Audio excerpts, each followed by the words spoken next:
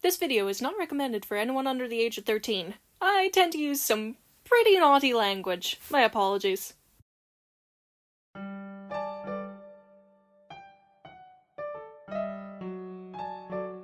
Hi, if you didn't know already, my name is Ronan, and I'm kind of a fan of Pokemon, particularly shiny Pokemon.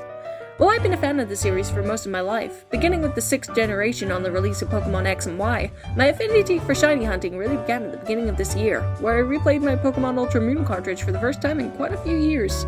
This was kind of on a nostalgia-fueled whim, but I ended up hunting not one, but 2 shinies for my main team, a Venereal I named Valentine and a Fomantis named Beal.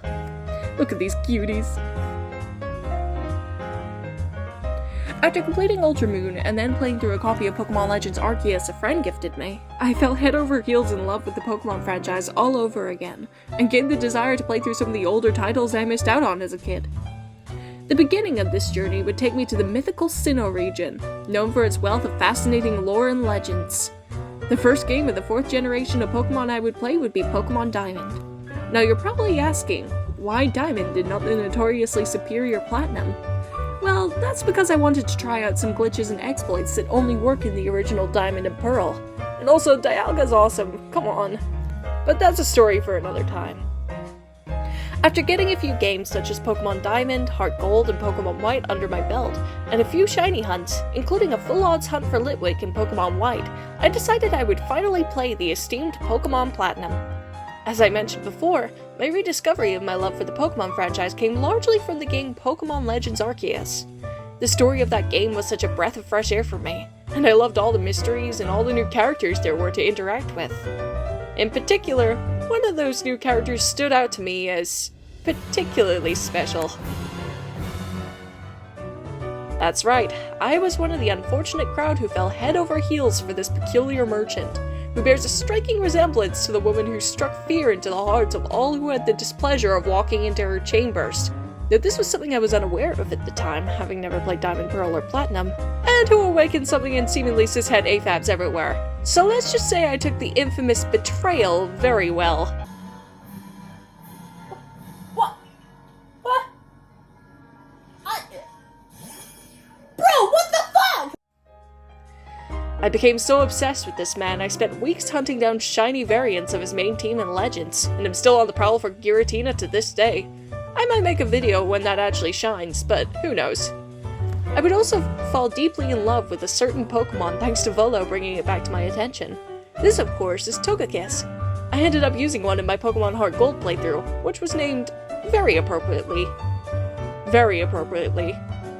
and then breeding that same Togekiss to use another in my run of Pokemon White. And now, with me planning a Platinum run, of course I plan on taking another Togekiss through the Sinnoh region, the home of the Togekiss man himself, with me. However, this time, I decided I wanted this one to be special. I went back and forth on how I was going to do this hunt for a while. I bred my Togekiss in both Heart Gold and White for a while, hoping to hatch a full-on shiny. With internet services down now, I don't really have a way of using the Masuda method after all. Until I discovered that Togepi could be found in Pokemon Diamond and Pearl via Pokeradar, and I made a decision that would alter the course of my journey for the foreseeable future. I mean, surely nothing could be worse than spending over a week doing nothing but encountering a Litwick over and over again. Right? Right?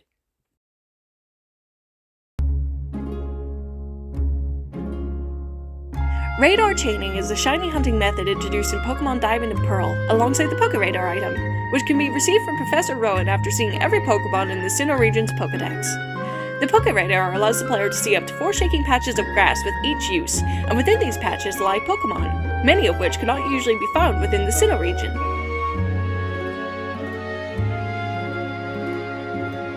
The Pokeradar also allows for the player to establish a chain.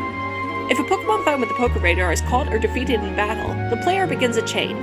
This means they can stack encounters of that same Pokemon by catching or defeating them. And by chaining more encounters, you increase your odds of finding a shining patch of grass with the radar, which is guaranteed to contain a shiny Pokemon. The maximum recommended chain amount is a chain of 40, as this holds the best odds of producing that elusive shiny patch. While it's easy to start a chain, the trouble begins when you find that it is equally as simple to break this chain.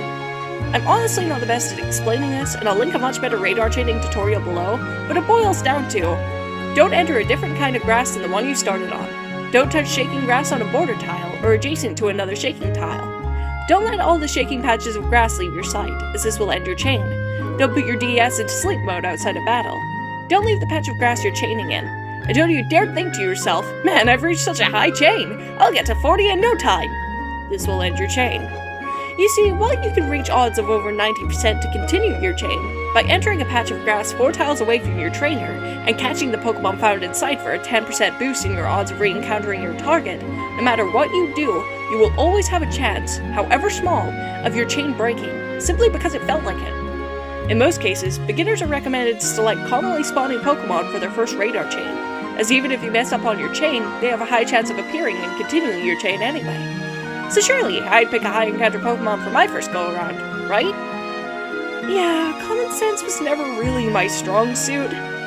My target is Togepi, which on Route 230 in Pokemon Diamond has only a 22% chance of appearing. This, as you will see, caused me many heartaches and headaches. Yes, this particular hunt made me miss full odds hunting. But now that the bare bones logistics are out of the way, let's see how I did on this shiny hunt.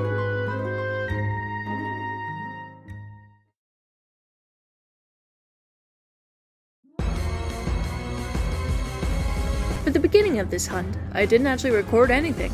I had planned to just do this off camera as I usually do, but about halfway through I decided my suffering was too funny not to document. Another problem I would quickly encounter is Togepi's moveset. You see, Togepi in Pokemon Diamond comes with the move Metronome, which means it can essentially use any move in the game. Some of these include... Whoa, wait, come back! And...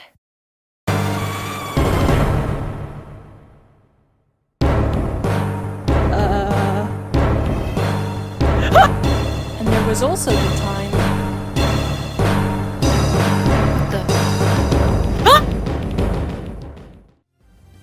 Suffice it to say that these little guys were pulling out the literal power of the gods to try to stand in my way. This will be relevant later, but for now let's just say that Metronome would become the most terrifying move I have ever come to know. And now, we come to the part where I actually did start recording, in hopes I'd be able to make a video out of this. I'll save you any further explanation, just take a look.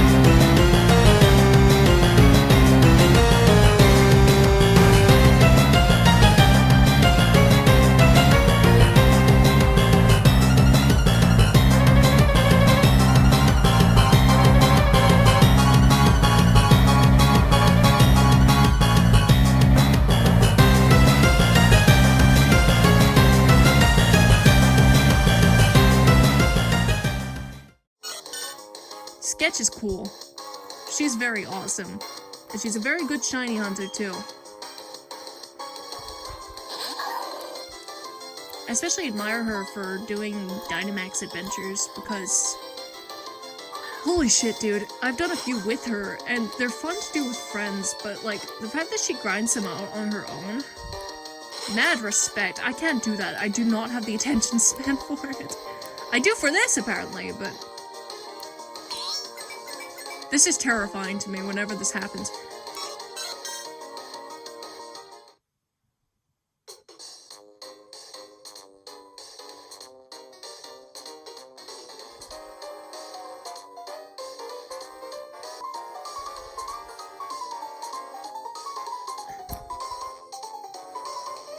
You know, I'm trying to think of something funny to say, but all I feel is despair. As I mentioned before, Metronome can be devastating. You can lose it all in a single moment, all to a finger waggle. F in the chat for that run. I would continue to chain for another hour that night, and actually managed to produce a chain over 30. However, like I mentioned before, the worst thing you can do while radar chaining is to get your hopes up, and I would lose that very chain not long before reaching maximum odds. My will to live. Can you tell? Can you tell I've lost my will to exist? Will to survive! I no longer have it.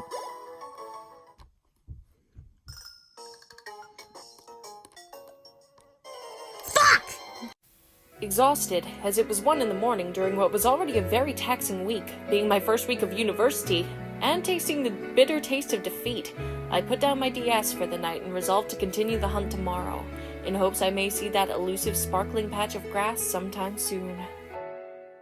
The next day was shaping up to go a lot better, though a little slow as I was extremely tired and trying to eat some food at the time. I may have forgotten to do so earlier, but don't worry about it. And then I finally did it. I reached that miraculous chain of 40.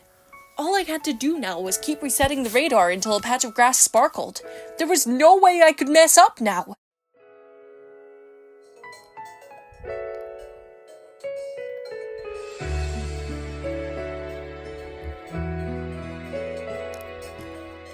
No!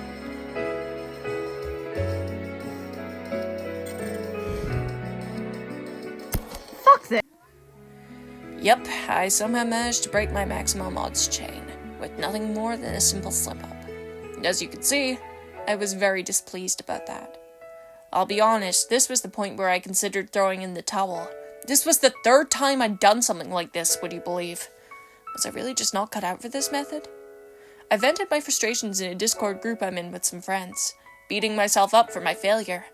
And that was when my shining beacon of hope, my amazing, super awesome boyfriend, Asta, would give me the motivation to continue.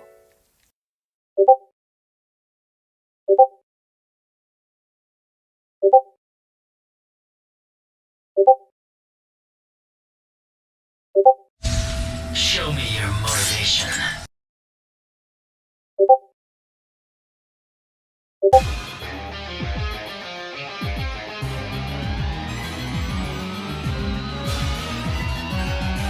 I spent the entirety of the next day chaining, from waiting for my train to the little free time I had before my lectures, to during the lectures, on the way home, and then after I got home. I was determined that today would be the day I brought home that sparkling egg. After another lost chain of 40 and some encouragement from a new friend, Ollie, known by some as Squid,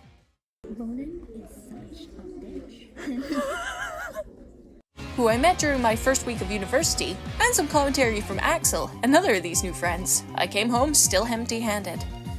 But that would all change just before dinner, as I sat with my family, doing a chain for the sake of it at that point. I somehow managed to reach the elusive chain of 40, and started carefully navigating my way through the grass, resetting the radar with very low hopes. And then I saw it. I didn't get it on camera, and I was afraid to leave it too long in case I lost it somehow, but I saw those elusive sparkles from beneath the grass, and all I could do was let out a gasp as I scrambled to pull out my phone and record. Oh my god! I got it! I finally got it!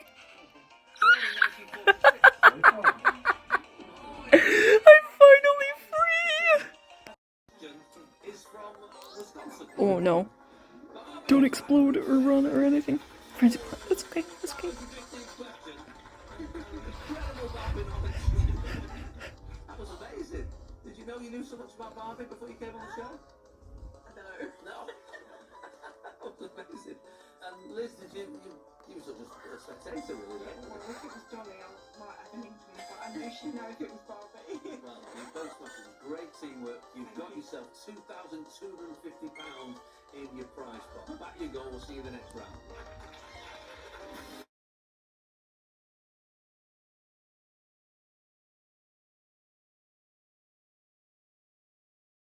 Nick, you're our final team. Come on down to the answer room. Why don't you want to stay in? Nice to meet you, lads. How you feeling after that? It was a good round, wasn't it? Yeah, a bit of pressure on there, definitely. I'm glad we didn't have Dolly part in the Barbie. Would you have got many of those? You look like King Quiz. I'm so nervous. Yeah, we are. We're part of a speed quizzing community. I just had that vibe. Don't tell me.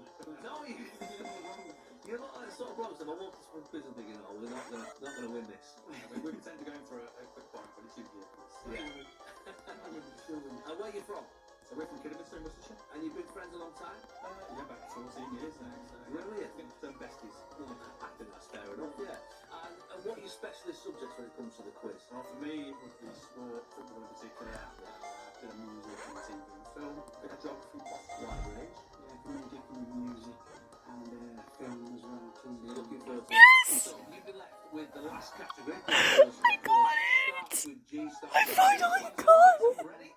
You're going to swipe left for I'm so happy. I had finally done it. I had successfully radar chained my way to a shiny Togepi, and could now play my way through Pokemon Platinum.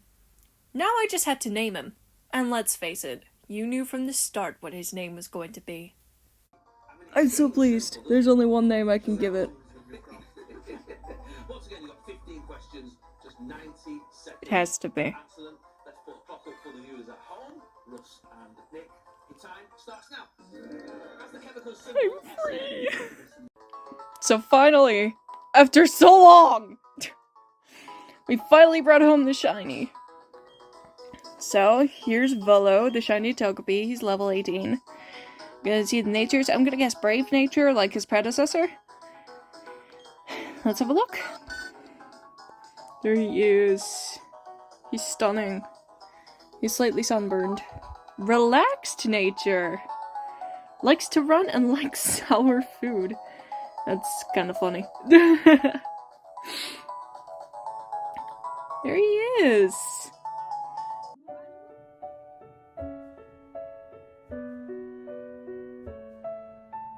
So what did this hunt teach me? First of all, I learned that maybe running back and forth through Celestial Tower for over a week wasn't so bad after all. Okay, I kid. But honestly, as goddamn frustrating as it was, radar chaining was actually a huge breath of fresh air for me when it came to shiny hunting methods.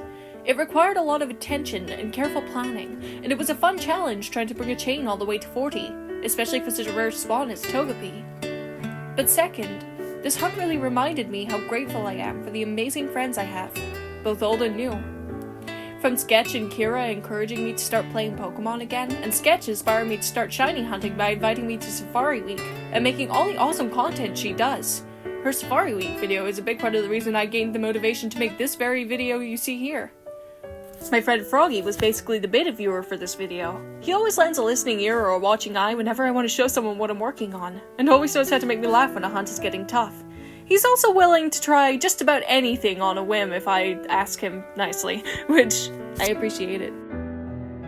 And Squire, the one who gifted me his copy of Pokemon Legends Arceus and started me down this path of debauchery and merchant loving. My new friends, Ollie and Axel, cheering me on from the sidelines as I radar chained for Togepi in that giant lecture hall. And of course, Asta, my beloved wretched creature, who gave me the courage, the determination, and showed me the faith I needed to see this hunt through to the end.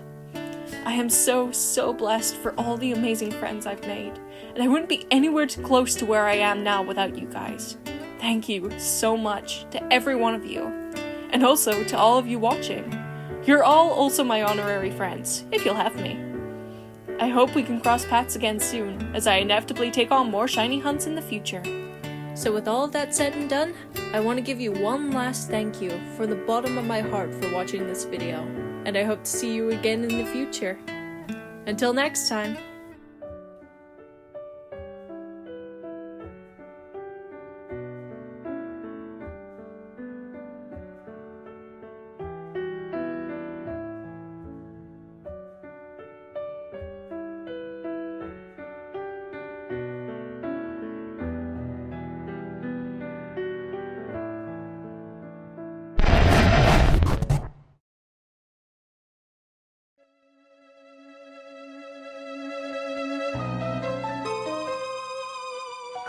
Where am I? What happened back there? Volo? Where are you?